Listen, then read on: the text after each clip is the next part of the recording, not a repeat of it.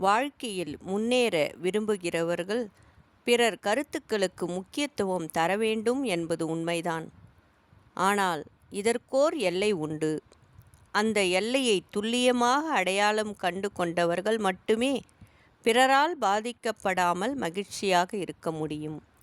நினைத்த வெற்றிகளை குவிக்க முடியும். அளவுக்கு மீறி பிறரது விமர்சனங்களுக்கு முக்கியத்துவம் கொடுக்க ஆரம்பித்தால் குழப்பம் வரும். முன்னேற்றம் தடைபடும். நம்மீது அக்கறையுடன் விமர்சிப்பவர்களின் விமர்சனத்தை மதிக்கலாம்.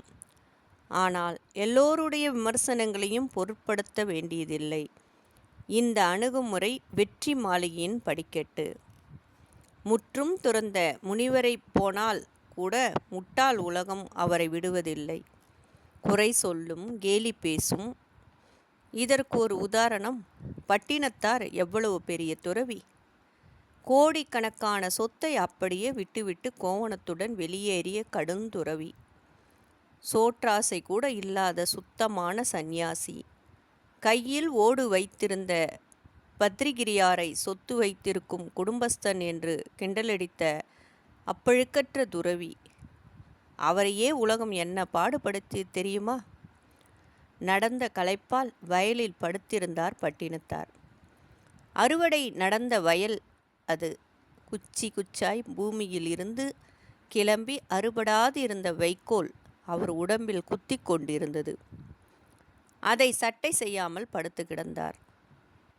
அந்த வழியாக போன 2 பெண்கள் வரப்பு வழியாக நடந்து போக முடியாதபடி பட்டினத்தார் வரப்பு மீது தலை வைத்து படுத்திருந்தார். ஒருத்தி யாரோ மகான் என்று வணங்கி வரப்பிலிருந்து இறங்கி நடந்தாள். மற்றொருத்தி, ஆமாம், இவர் பெரிய சாமியாராக்கும், தலையணை வச்சு தூங்குற சுகம் மாதிரி வரப்பு மேலே தலை வச்சு தூங்குறான் பாரு, ஆசை பிடிச்சவன் என்று கடுஞ்சொல் வீசினாள்.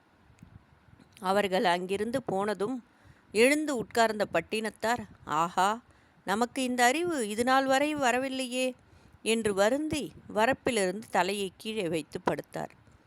சற்று நேரத்தில் அந்த 2 பெண்களும் அதே வழியாக திரும்பி வந்தனர்.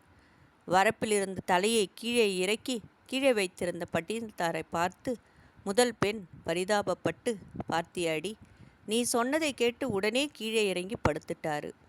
இப்பயாவது ஒத்துக்கோ, இவரு மகான்தானே என்றாள். அவளோ, அடிபோடி, இவரெல்லாம் ஒரு சாமியாரா? தன்னை பற்றி யார் யாரோ என்னென்ன பேசுகிறாங்கன்னு ஒட்டு கேட்குறான், அதை பற்றி கவலைப்படுறான். இவனெல்லாம் ஒரு சாமியார்?